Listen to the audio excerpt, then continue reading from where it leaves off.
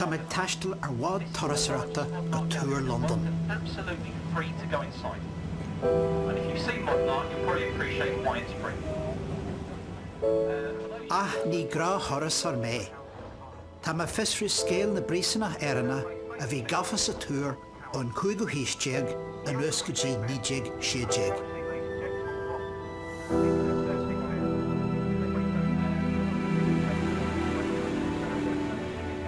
Bhí áit lárna a riú ag túr London is stair na Héireann. Go háirithe sa tréimhse a bhfuil me fisriú inniu. Tréimhse a chonaic imeacht na díse géalathe Éireann nó imeacht na Níorlaí agus Plandáil Uladh ina dhé sin. Held in the bloody tower awaiting execution. That execution would take place normally by way of a very large axe and chocolate block, unless you were famous. Is seo mí ról a bhí ag an túr síos friad na blianta. Ach is mar phríosún stáit is mó a hill sé clú. Agus ag tús an teachtú chéad bhí an túr lán de húslí géalacha a cinniú an seo le go mé an stáit sin an a gid tailte dúchais a wintífa agus a thuirt do Phlandáil as Alban agus as Sasan. Seo scéal na ngéal a bhí Gafa sa túr le linn Plandáil Uladh.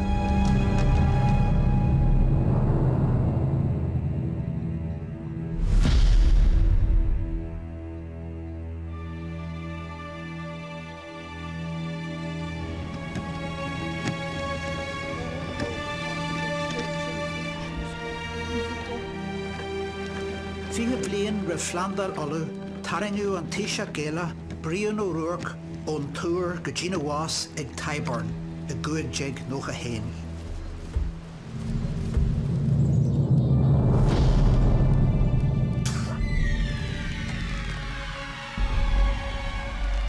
Hui a Was in London a bhaim go mór ar stair na Héireann ina dhé.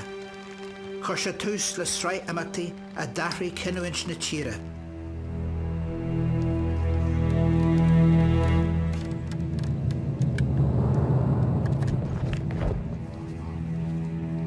Bhí sé ar cheandan na rudaí a spreag cogadh na níom líana an oltamh agus a déantí na géal le chéile in iad an lucht conchais.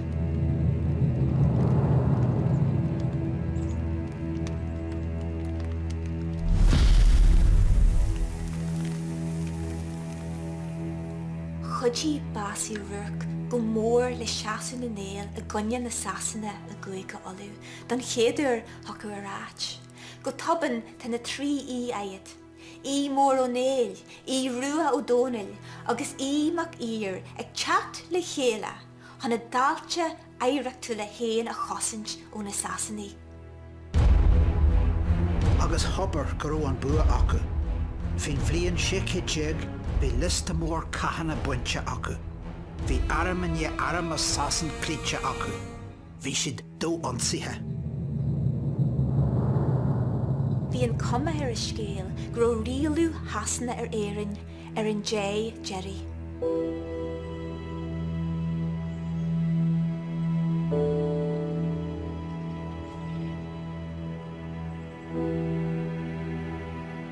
Seo tala thóg a Clár Gaeilge Uladh, áit ar ornaíodh tiise inéal ar fána géadta bliain.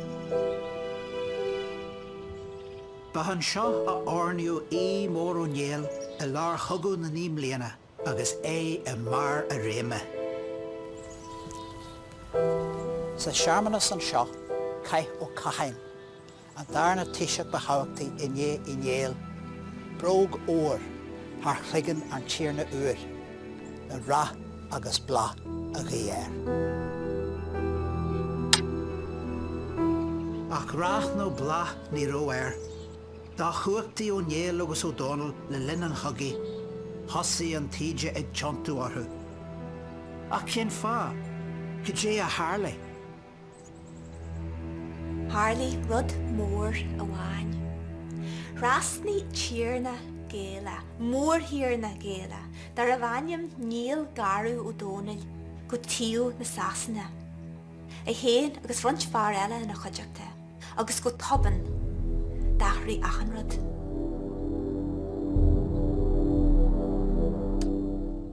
Garú O'Donnell gaelta le tiise hir conal I Rua O'Donnell.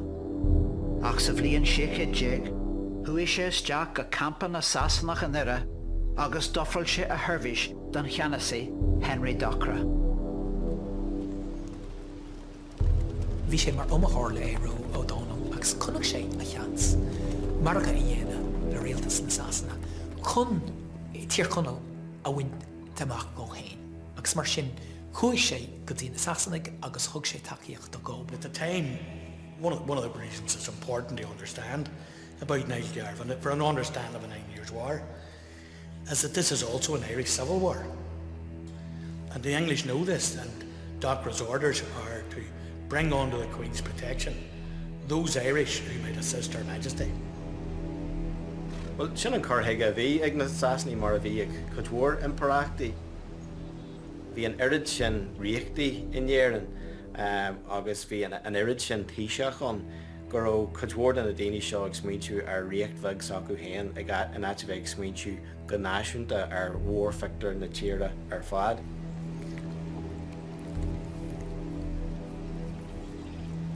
Bhí seo millte na táhachta, nó an irisa níl ghuireamh, ní bheadh an bua ag na Sassaní a gogu na 9 mbliana a gunne I néal agus a chóthúlaithe. Bear in mind that until Niall Garve defected to the English side, Docra was hemmed up in Derry, basically. But when Niall Garve defects, and the defection was such a shock, O'Neill, for instance, it was said that O'Neill couldn't eat for 3 days. He thought about a truce. And Niall Garve's defection, it enables Docra to move on the O'Cahon's lands across the faoi. They introduced that policy of frightfulness, as they called it, terror, we would call it, and they couldn't have done that without Niall Garve. And he himself says in his own narration of what happened here, that without the Irish, they could never have defeated the O'Neill and O'Donnell. Now it's a big what if, it's a counterfactual, but had he not there may not have been a Plantation of Ulster. Ag gearú síos ana bhíthe, bara agus daoine, agus ag úsáid ghorta mar gléas cogaí fuair na Sassaní an lámh an uachtar ar ón néal agus ar a chógúlaithe.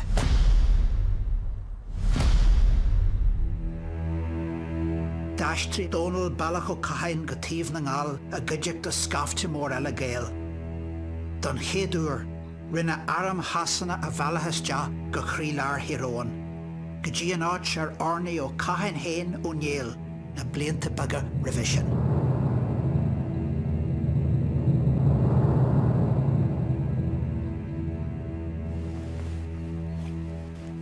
Hannig de fórsaí Sassanatha an bailach seo faoin tíorna Mountjoy, agus rinne siad smidiríní de leach an ré.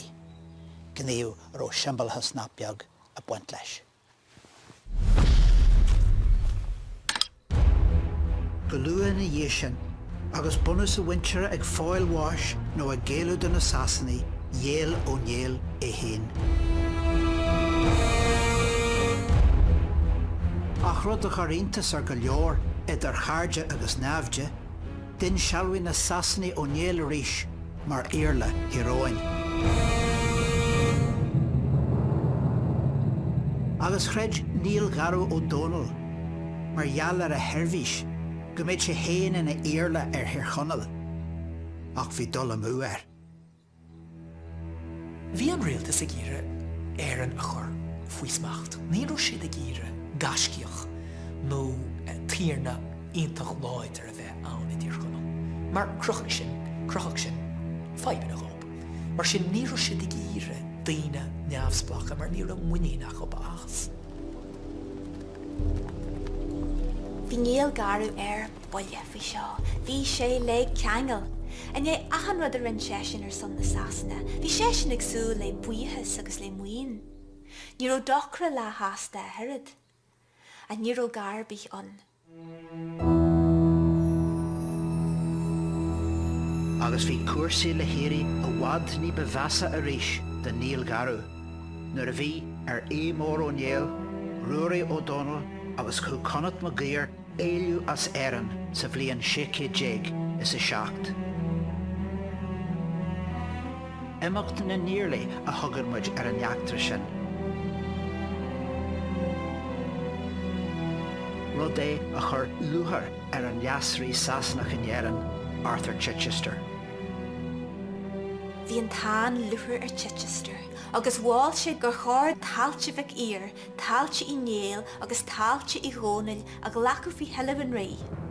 Agus gur chóir dá lonnaí thoirí díalse ó hasanna agus ó Albain a chur isteach na nonid.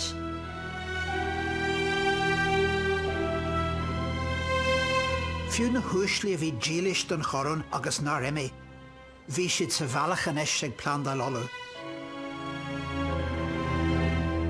Ní raibh sé a bhfad gur thuig siad caté go díreach a bhí ag tarlú. The rebellion of Sir Clár broke out. Sir Clár also had fought on the English side. In aion díalseacht I gcathairtí, Wesley ufaigí hasanacha é agus thomáin é chun troda.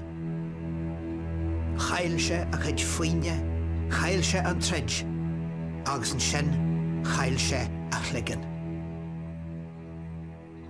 Plandáil was accused of fomenting that rebellion with Clár O'Doherty, which he may have done, but he's also accused of being in correspondence with O'Donnell, with O'Neill, and O'Donnell after the flight of the Earls, which is an absurd charge, given their history. There is no way he was in. So in some ways it's a trumped up charge. Curra a chríle I dtír chonal, ach ní raibh an giúirí réig chiúntú. Agus mar sin, stop an réaltas an tríal, mar beléir nach noch an ábhan uachtarach op, agus curra go dtí an túraí. Ní ar fuair na bliana 1609, chur Níl Garú O'Donnell isteach dúr London le na wach agus le na bhirt dearthaithe. Tá spáin an Níl Garú O'Donnell. Duine nár hiig cad a bhí aldarig ag an rialtas I goríire. Ceap sesin, go mbeadh sé in an rialtas a úsáid in aig é róí chun an tonad tradiisiúnta a bhaintach go héin. Agus níor hiig sé cad a bhí á dhíre ag an rialtas sa tréimhse sin. Agus begirid go mórthú Níl Garú le slua mór de úslí géalacha is tí sa túr. Ina measc bhí go leor a chruideanna éidean le linn chogu na níomlíana.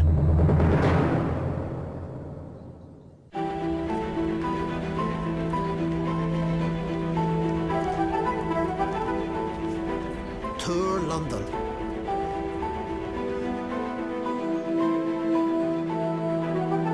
Sa léniu tá an túr ar na síomhanna is mó a Dr. Cuairteorthú sa chathair. Ag tús san 16 is beag duine a bhí géirí bheithan seo. Má hiúlann tú Harfa London san am lethar, ní echa é, tá sé tá títhe mór agus tá fuirig na bhór a thar timpeall é. Ach, sna mánéisina nó sa nu a íslú a bhú sé a más na fuirig na bhó so bhí sé le feiceal agus tar nóí bhí a bhád níos mó daoine ag taistal ar an nóhan ag an am sin. Agus decha é agus bhí sé mar cóthra éimpel léidir agus bhí barrel mai acu gur ó crocas daon sin agus curú cuidmhór daoine chun buais é. Iné imeacht na níorlaí agus le linn na nolwachan de Phlandáil Uladh bhí an áit seo lán le húslí géalacha. Ar na daoine behabhachtaí acu bhí leas dhearthair Mhór Néal, Cormac Mac Barún, a mé tailte farsing aige fa ochar agus clochar I ddíróin. Bhí an seans aige éilú mar chuid de imeacht na níorlaí, ach thocraí sé fannacht den dhearann. Ba hontasach an rud é nar imi Cormac leis na tíisi géalacha eile. Bhí sagi fan imimecht ra bhré, agus rinne sé an slua a chomarú ar a mala go rath muilean. A, 2,000 tíomh muid a gara, chas sé hart agus fill sé ar hiróin. Chuaigh sé céal díreach go baile clia ar waithe le chéan ar náid agus ar waithe le scéal imeach na níorlaí a chur an nniuil don na fórsaí sasanatha. Bhí sé sin ag deanú go bhíad siileamh ar háú an dearthar. An rud céine bhí álargaige ná ionad é I néal a áil go héin. Thir é agus nuair bhí émór an éal imthe chuir sé chun rialtas. Well, bheadh sé níos fearr an cúig sin, an tonnad sin a chuir domsa.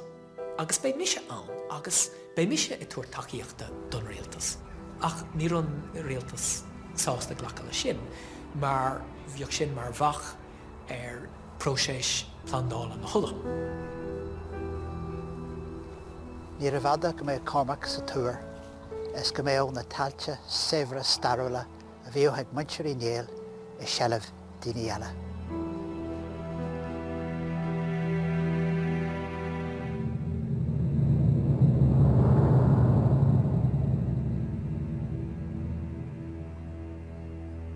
Is tí sa túr bhfuil Cormac le Donal balla ó Cahain. Mar éon le níl garú ó Donal, curú ina leis sin commáid gur ó buint ag le hirí amach I gáthartaí. Teolaí réige na hÉireann atá gceist an seo agus iad I Neamhainn I London. Daoine mór le rá iad a lig. Daoine ar ó an éireacht go deo ag buint láfa agus stadas ag buint leofa héan agus le na muintir agus le na sintir. Bhí siad ag bar an scála I Néarann ach bhí siad hís ag an bhain ar fad mar a bheith carpaí agus iad assassin. Agus balc an íde a fuair na Gael sa túr. Go háirithe a gomparaid le chud an assassin I clúteacha a bhí istíán le na linn. Seo an Bloody Tower, an áitear coniú Sir Walter Raleigh ar fá 3 bliana déag ribh a bhású I 6 déag as a 8 déag. Ní bháin go raibh leorlan ag Raleigh, deasc agus uirlis I scríbhneachta, ach bhí a bhean na steachas amach aige mar réon le searhaintaí. Ar a bhhair sin curú an balla aimime teachas te le go mbeadh an seomar is tí ní ba compartaí don teile.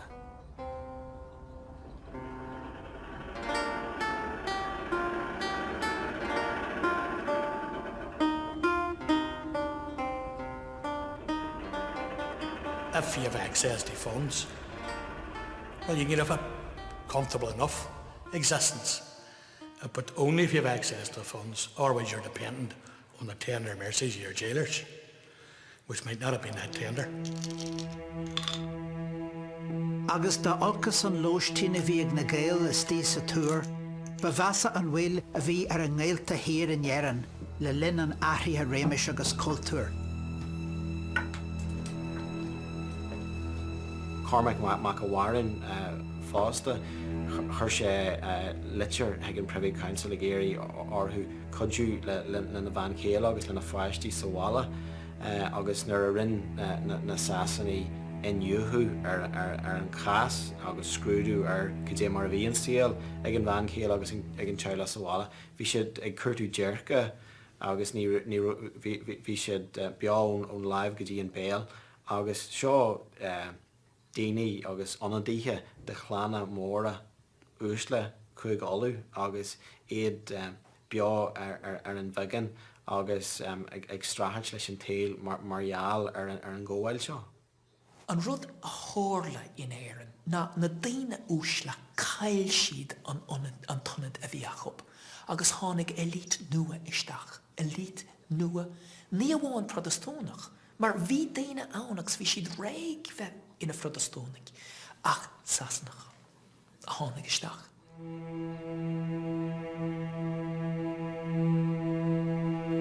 I 6 déag blian sa le bhuair a ahar buas sa roimh, Tá go can óg ó néal, mac í mhór chun an túr. Cén ar bhain sé an túr amach go dtí sin, bhí sé a láhain na Sasanach le 8 mbliana.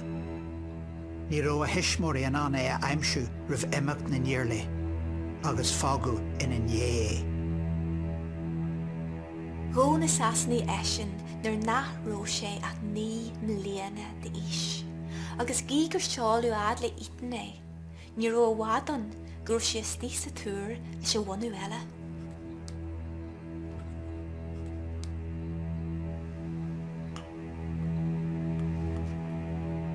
Bhí an túr de chun mar a bheith Guantánamo amháin, mar ag dearú a léana cadearn se rud a bhí ba gasar ba foiiste neu cheanta é ach a adas a ró sesin I brísún gan an líomh chur orthú hiag leis an rí Sealú a ail ar halún a nahí agus tús a chur le Plandáil Uladh.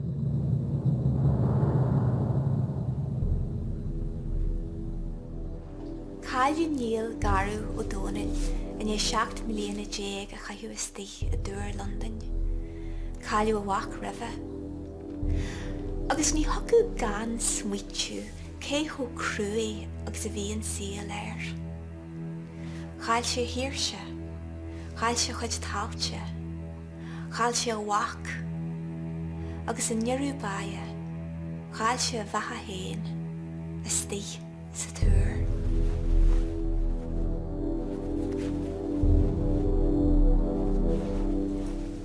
Master go bhfuair níl garú agus a bhac neachtan buas le hocras is tí sa túr. Bhí an chinnehaint céarna ag can ó néal, ag a Uncle Cormac, agus ag a ghinne muintirthe Donal ó Cahain.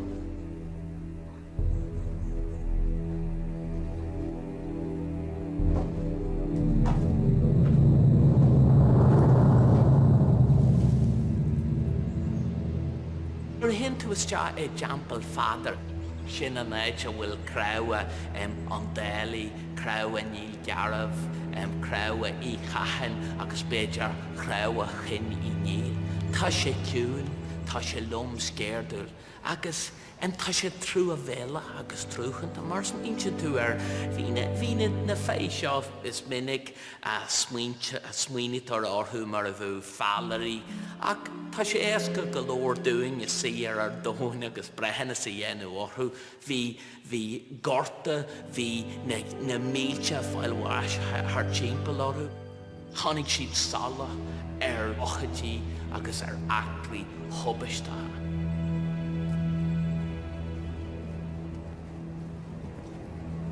Déita me se rá freisin go raibh imirteile ar siúd ag go rialtas na Sasanna ag an buinte sin. Agus bhí sé tharbh deachar na daoine úsla in éireann é sin hiiscint agus cóhaimhrú leis.